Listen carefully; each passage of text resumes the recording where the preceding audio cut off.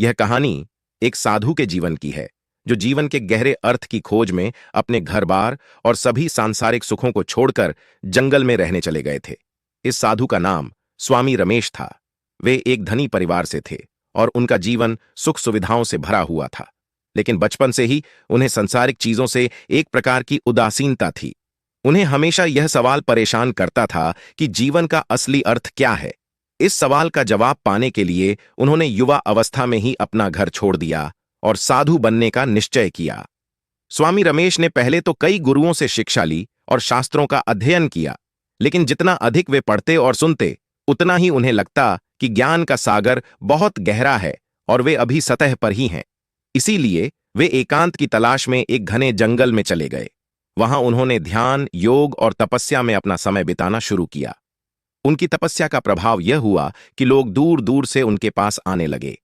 लोग उनके पास अपनी समस्याएं लेकर आते और स्वामी रमेश अपने ज्ञान और अनुभव के आधार पर उन्हें समाधान सुझाते।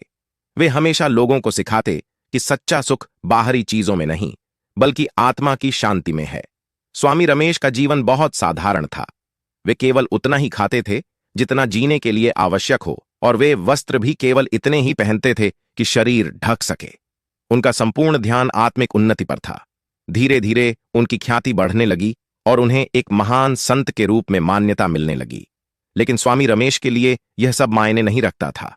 उनके लिए सबसे महत्वपूर्ण था आत्मा की शांति और ईश्वर के साथ एकत्व की अनुभूति। वे कहते थे, संसार के भौतिक सुख अस्थायी हैं, जबकि आत्मा की शांति शाश्वत है।